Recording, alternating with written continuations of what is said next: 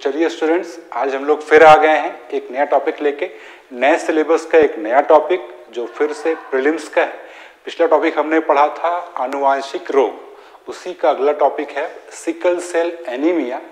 Pre के unit 7 का topic है, ये बहुत इंपॉर्टेंट है। तो अब देखते हैं हम लोग सिकल सेल एनीमिया। जैसा कि लास्ट लेक्चर में हम लोगों ने पढ़ा था आनुवांशिक रोग क्या होते हैं, उसके बहुत सारे टाइप्स। उन्हीं टाइप्स में से एक रोग मिला था हम लोगों को, सिकल सेल एनीमिया। तो आनुवांशिक रोग सिकल सेल एनीमिया कैसा रोग है? तो आनुवांशिक रोग है। किस टाइप का है? मोनोजेनिक देखा था हम लोगों ने, मोनोजेनिक। और मोनोजेनिक के अंदर किसका? Autosomal recessive.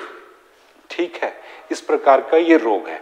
अब आगे मैंने बातें लिखी हैं, चाहे तो इसको आप लोग एक स्क्रीनशॉट ले सकते हैं। लास्ट में मैं हट जाऊंगा या अभी हट जाता हूं।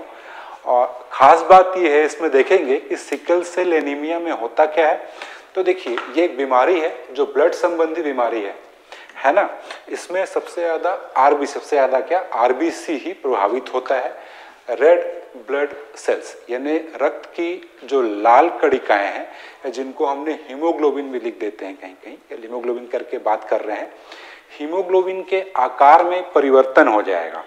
ठीक है, हीमोग्लोबिन का या लाल रक्त कणिकाओं का सामान्य आकार गोल व लचीला, देखिए ये ऐसे गोल गोल इनका आकार होता है हीमोग्लोबिन का, और शेप में गोल है, और स्वभाव से या प्रकृति इनकी लचीली है, यानी सॉफ्ट होती है बहुत। लेकिन जब इन गोल व लचीले आरबीसीज का अर्धचंद्राकार आकार होने लग जाए, अर्धचंद्राकार, ये देखिए ऐसे, यानी सी, अंग्रेजी का अल्फाबेट है ना, सी शेप में होने लगता है। ये जो शेप है अर्धचंद्राकार या सी, या कहीं कहीं हंसिया के आकार का, ठीक है, इसको ही बोलते हैं सिकल शेप। तो यहीं से नाम पड़ा है इसका, सिकल सेल एनीमिया। तो इस आकार के हो जाएंगे, सख्त हो जाते हैं, चिपचिपे हो जाते हैं, और आरबीसी की आयु कम होने लगती है। अब इससे होगा क्या? देखिए, जब ये गोल व लचीले हैं आरबीसीज, तो ये रक्त का संचार करती रहती हैं। रक्त जो होता है, या हीमोग्लोबिन जो है, ये क्या करेगा? या रेड ब्लड सेल है, इसका काम क्या है? ऑक्सीजन का संचरण करना शरीर के विभिन्न भागों में। जब ये कणिकाएं किसी पतली छोटी कोशिका में या सक्रिय कोशिका में जाती हैं, तो चूंकि इनका आकार गोल है और लचीली है, तो इसलिए ये दब दब के आगे बढ़ जाती हैं। तब इनका स्वरूप थोड़ा चेंज होता है, और ये गोल से अंडाकार हो जाती हैं, और उस सक्रिय कोशिका में भी ये रक्त का संचार अप्रवाहित चलता रहता है। ठीक है, प्रवाहित होता रहता है। लेकिन जब इनका आकार चेंज हो जाएगा, अर्धचंद्राकार हो जाएंगे और सख्त हो जाएंगी, चिपचिपी हो जाएंगी, तब क्या होगा? जब ये किसी सक्रिय कोशिका में जाएंगी, तो उसकी दीवारों में चिपचिपी होने की वजह से चिपकने लगेंगी, और जब चिपकने लगेंगी तो रक्त का संचरण बाधित हो जाएगा। जब रक्त का संचरण बाधित हो जाएगा, तो शरीर के विभिन्न अंगों में ऑक्सीजन नहीं पहुंच पाएगा। समझ पा रहे हैं? तो ये जो चीज है, अर्धचंद्राकार, सख्त व चिपचिपा, ऑक्सीजन सप्लाई बाधित हो जाएगी, और जब ऑक्सीजन सप्लाई बाधित हो जाएगी, तो बॉडी में या तो तीव्र दर्द महसूस होगा, या फिर स्ट्रोक भी हो सकता है। ठीक, अब अगली चीज अल्पायु। अल्पायु कैसे समझेंगे? जो सामान्य हीमोग्लोबिन है या आरबीसीज हैं, इनकी सामान्य आयु होती है 120 दिन की। ठीक, लेकिन जब ये सिकल सेल में परिवर्तित हो जाएंगे, तब इनकी आयु हो जाएगी केवल 10 से 20 दिन, और 10 से 20 दिन के बाद ये जो आरबीसीज हैं, ये नष्ट हो जाएंगी या मर जाएंगी। अब जब ये आरबीसीज 120 दिन की जगह 10 या 20 दिन में ही मरने लगेगी, सीधी सी बात है, तो फिर क्या होगा? खून की कमी पैदा होगी, ये हीमोग्लोबिन की, आरबीसीज की कमी, जिसको हम लोग बोलते हैं एनीमिया। यहां से स्टार्ट होगा एनीमिया। ठीक, तो ये हो गया, हम लोगों ने समझ लिया सामान्य अर्थों में कि रोग होता क्या है, लक्षण क्या क्या दिखाई देंगे। एनीमिया जैसा बताया कि एनीमिया दिख रहा है, बार बार संक्रमण होगा, संक्रमण कहाँ पे, फेफड़ों में या रक्त संबंधी या मस्तिष्क में होगा। इसके बाद पीलिया हो सकता है, जोड़ों में दर्द, दृष्टि संबंधी समस्याएं भी होती हैं इसमें।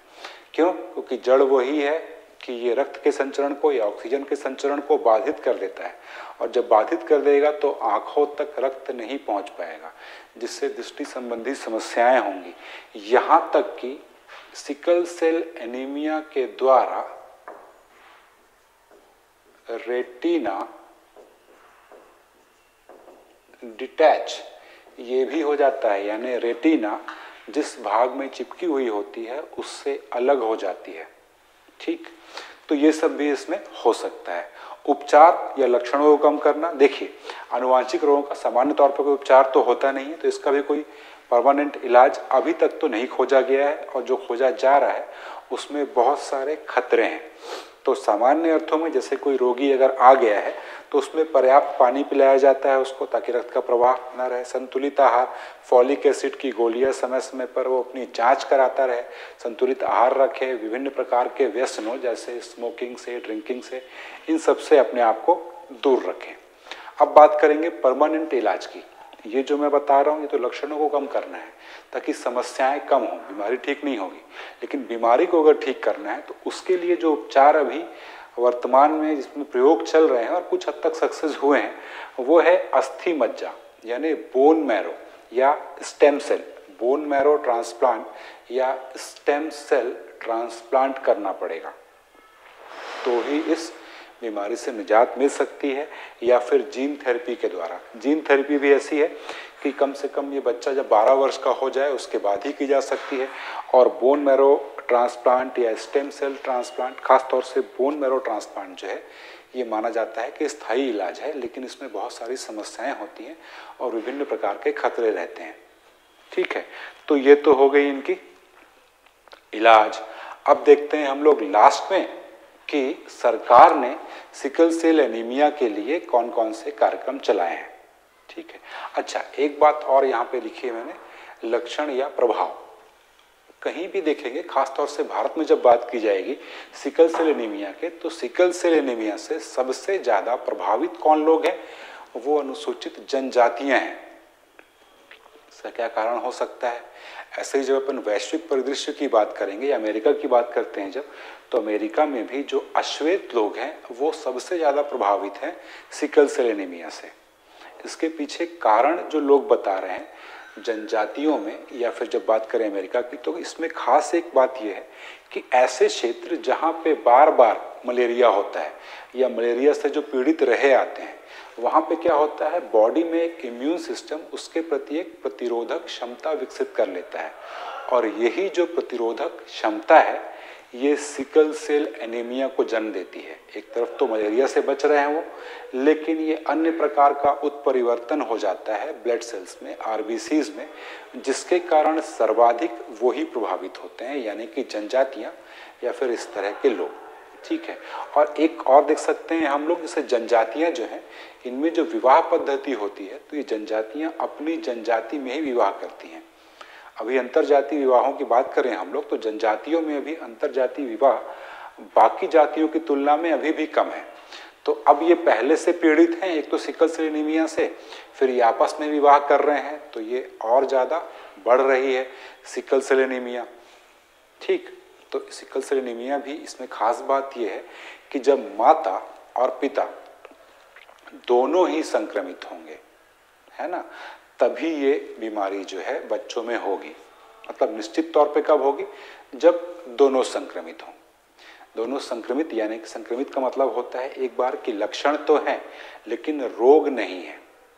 लक्षण तो है मतलब रोग नहीं है, कहने का मतलब कि लक्षण है मैं एक वाहक हूं, लेकिन मुझ में सिकल सेल बीमारी होने के बाद जो विकृतियां आती हैं, जो विकार आती हैं, जो परेशानियां आती हैं, वो नहीं है।